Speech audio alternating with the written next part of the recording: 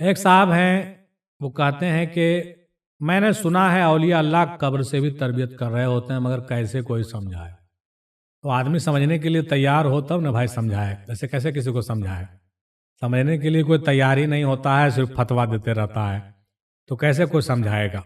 اولیاء اللہ قبر سے تربیت کر سکتے ہیں، اس میں کوئی شک کی بات نہیں ہے۔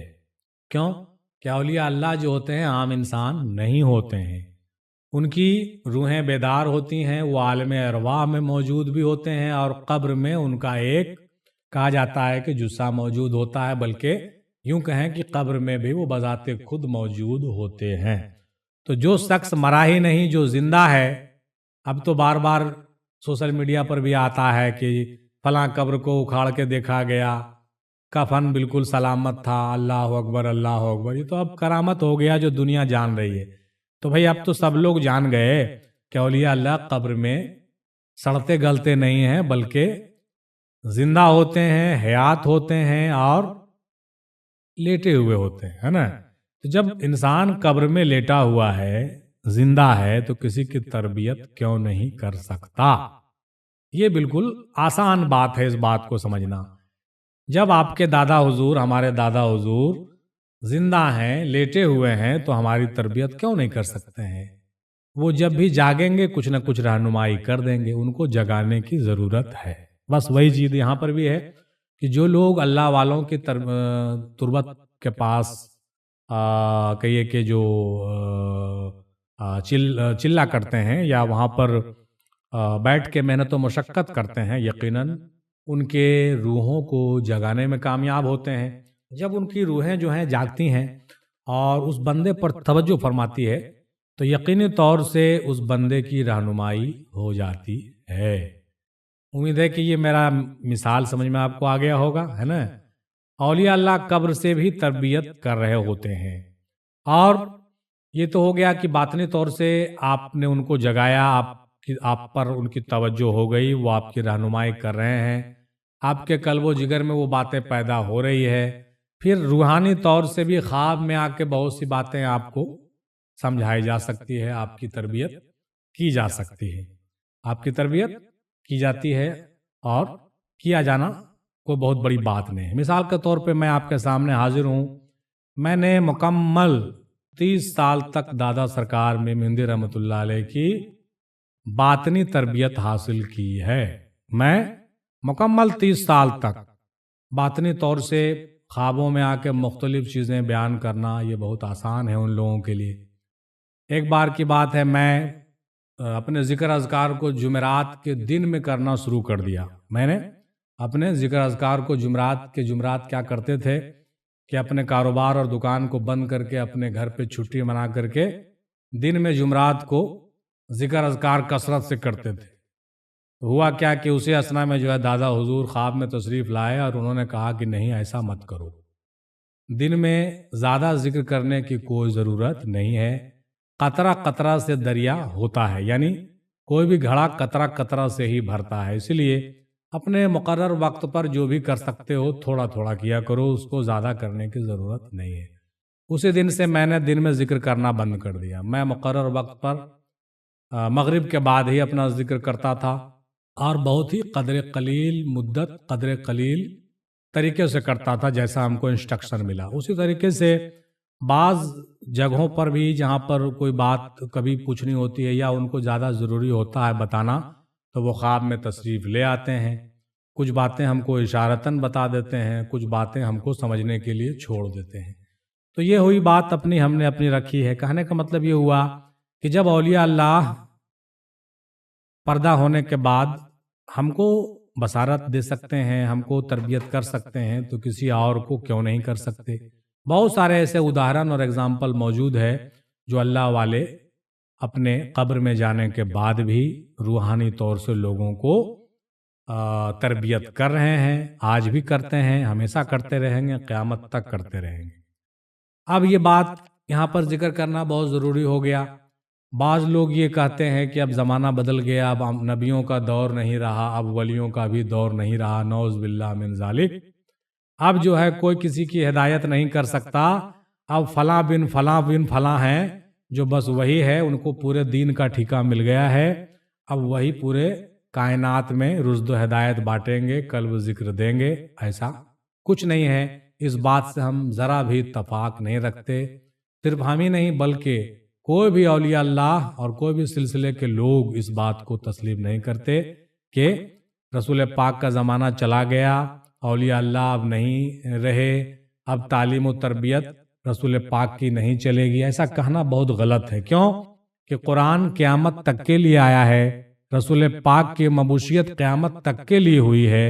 اس کے پہلے ہم کوئی بات نہیں کر سکتے، ہے نا. قیامت تلک اب کوئی نہ تو نبی آئے گا اور نہ ہی اب کلمہ بدلا جائے گا. بعض لوگ عجیب و غریب کلمہ پڑھتے ہیں اور کہتے ہیں کہ بھائی اب تو یہ ہو گیا، اب تو ایسا زمانہ آ گیا، اب تو ایسا زمانہ آ گیا، اب کلمہ محمدی نہیں پڑھنا ہے. نعوذ باللہ من ذالک، ایسے عقیدے سے باہر آ جائیے، یہ غلط بات ہے. اب کلمہ صرف محمد الرسول اللہ کا ہی پڑھنا ہوگا، کوئی اپائے نہیں ہے. ٹھیک ہے. اب دوسری باتیں کرنے کی کوئی ضرورت نہیں ہے. باقی جتنی چیزیں ہیں وہ سب معاون میں ہیں، مدد میں ہیں. دوسری چیزیں آپ جو بھی کہیں سے حاصل کریں گے وہ ایک طرح کا کیا ہوگا، پارٹیکولر ہوگا، لیکن کلمہ آپ کا وہی رہے گا، لا الہ الا اللہ محمد الرسول اللہ. دوسرا کلمہ قیامت تک نہیں بدلے گی. ٹھیک ہے. لوگ کہتے ہیں کہ امام مہدی کا ظہور ہو جائے گا تو کلمہ بدل جائے گا. ایسا نہیں ہے. کلمہ قیامت تک کے لیے کلمہ محمدی ہی رہے گی. سمجھے کہ نہیں. اب رہ گیا امام مہدی کا ظہور ہونا ایک الگ مشن ہے، وہ الگ وقت ہے. عیسیٰ کا نزول الگ مسئلہ ہے. وہ ٹھیک ہے، وہ لوگ بھی سب لوگ کیا کریں گے، وہ لوگ بھی سب رسول پاک کا ہی کلمہ پڑھیں گے. اب رہ گیا کہ وہ اپنے کام سے آئیں گے، جس کام کے لیے آئیں گے وہ کام کو انجام دیں گے. ٹھیک ہے. تو امید ہے یہ سوال کلیئر ہو گیا ہوگا کہ اولیاء اللہ قبر سے تربیت کر رہے ہیں اور کرتے رہیں گے. اور یہ کہنا نہایت ہی غلط ہے، بدعقیدگی ہے کہ اب زمانہ نہیں رہا اولیاء کا، اب کوئی اولیاء کچھ نہیں کر سکتے. ایسا سوچنا کفر سے خالی نہیں ہے. ایسے عقیدے اگر آپ کے دل میں پنپ رہے ہوں تو جلد سے جلد توبہ کریں. ایسا عقیدہ بالکل ہی باطل ہے. اس لیے یہ بات ہم نے بیچ میں چھیڑ دیا کہ قبر سے اللہ والے آج بھی مدد کر رہے ہیں، تربیت بھی ہو رہی ہے اور ان کے سلسلے بھی جاری و ساری ہیں. قیامت تک سلسلے جاری اور ساری رہیں گے. ٹھیک ہے کہ نہیں. اب باقی چیزیں جو ہے روحانی طور سے جو ہو سکتی ہیں وہ ہو رہی ہیں اور قیامت تک ہوگی. امام مہدی کا جب ظہور ہوگا، عیسیٰ کا جب نزول ہوگا علیہ الصلوۃ والسلام کا، تو وہ اپنے کام کے لیے آئیں گے، وہ اپنا کام کریں گے، ہم لوگ ان کو ساتھ دیں گے، ان کے ساتھ چلیں گے. وہ ایک الگ معاملہ ہوگا. اب امام مہدی کے آڑ میں امام مہدی کا نعرہ دے کر یا پھر ان کے تعلیمات کا حوالہ دے کر کے ایک مشن بنا کر کے فاؤنڈیشن اور ٹرسٹ بنا کر کے کوئی بدعقیدگی کو آپ کو اگر پروسے تو آپ اس کو قبول نہ کریے، یہی بہتر ہے. بلکہ اپنے بزرگوں کے بتائے ہوئے طریقے کو چلیں، اپنے پیروں سے رابطہ کریں اور گمراہی کے شکار نہ ہوں. میرا یہی کہنا ہے. اگلا سوال، کیا بغیر مرشد کے انسان صراط مستقیم پر چل سکتا ہے یا پھر مرشد ہونا لازمی ہے؟ اہل علم بتائیں. ہاں، بغیر مرشد کے صراط مستقیم پہ چلنا تو بھائی بہت مشکل ہے. یہ بات تو ہم نے کئی بار کہا ہے. اب کچھ لوگ ایسے بھی ہوتے ہیں جو ریئر کیس والے ہوتے ہیں، اس کا تو کوئی بات ہی نہیں ہے. بہت سے لوگ ایسے بھی ہوئے ہیں جس کو اللہ تعالیٰ نے جو ہے براہ راست ہدایت دے دیا. ظاہری پیر ان کا نہیں بھی ہے تو بھی ان کو ہدایت مل گئی، وہ الگ بات ہو گئی. لیکن طریقے کے مطابق ظاہری طور سے آپ کو ایک رہبر بنانا ضروری ہے اور وہ صراط مستقیم پہ آپ کو چلائے گا اور آپ کو منزل مقصود پر لے کر جائے گا. یہ زیادہ مناسب اور زیادہ بہتر ہے. تیسرا سوال کہ کن کس کو کہا گیا، فیکون کون ہوا؟ دیکھیے، کن کا مطلب ہے ہو جا، فیکون کا مطلب ہے سو ہو گیا، کہہ دیا تو ہو گیا. ٹھیک ہے نا. کن فیکون کا جو معاملہ ہے وہ ازل سے چلا آ رہا ہے. اللہ تعالیٰ نے اپنے نور سے رسول پاک کے نور کو جدا کیا، کن نہیں کہا. بس یہاں پر یہ سمجھ لیجئے کہ اپنے نور سے رسول پاک کے نور کو جدا کیا، اپنے محبوب کے نور کو جدا کیا، اور یوں کہہ لیجئے وہی عکس اول ہے، اس پر وہ فدا ہو گیا. ٹھیک ہے نا. اور اس کے بعد ایک دوسرے پر وہ دونوں عاشق ہو گئے. وہاں پر کن فیکون نہیں ہوا.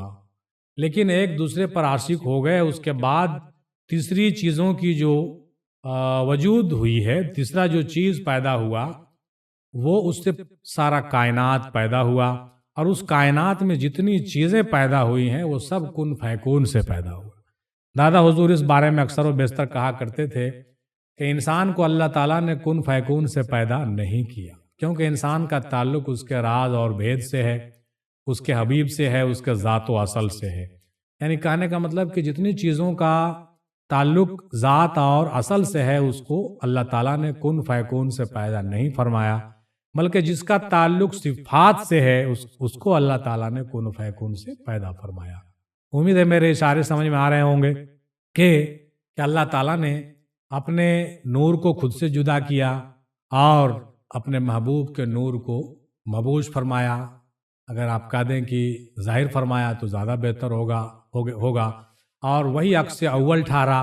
اس کے بعد جتنی بھی چیزیں پیدا ہوئی ہیں، چاہے جس کو آپ طفل نوری کہہ لیں یا جسّائے توفیق الہی کہہ لیں، وہ سارے چیزیں جو ہے اس کے ذات سے تعلق رکھتی ہیں۔ وجود انسان اور وجود انسان کے اندر جو مخلوقات ہیں وہ سارے جو ہے اس کے ذات سے تعلق رکھتے ہیں۔ تو ذات کو اللہ تعالیٰ نے ذات سے جدا کیا، اس کو کن فیکون نہیں کہا، لیکن اس کے بعد جتنی چیزیں صفاتی طور پر پیدا ہوئی ہیں، عالم تعینات میں وجود میں آئی ہیں، اللہ تعالیٰ نے سب کو کن اور فیکون سے پیدا کیا۔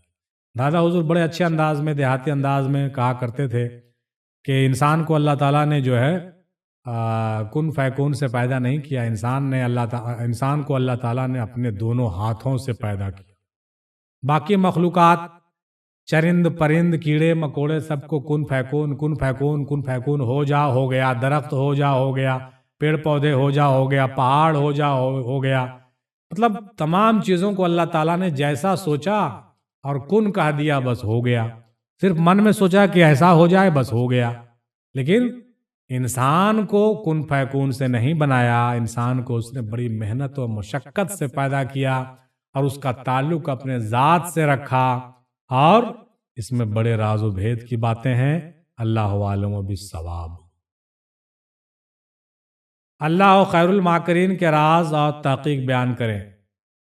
اللہ بہت بڑا مکر کرنے والا ہے۔ اللہ خیر الماکرین، یہ آیت قرآن میں موجود ہے اس حوالے سے کہ جب کافرین اور مشرکین جو ہے رسول پاک کے اعزا رسائی کے لیے، ان کو پریشان کرنے کے لیے، ان کو ختم کرنے کے لیے، ان کے دین کو روکنے کے لیے طرح طرح کا مکر کرتے تھے، طرح طرح کا فریب اور سازش کرتے تھے، تو اس پر اللہ تعالیٰ نے فرمایا تھا اپنے محبوب سے کہ اللہ خیر الماکرین، اور اللہ بہتر مکر کرنے والا ہے۔ مکر کرنے والا مطلب یہ نہیں کہ وہ مکار ہے۔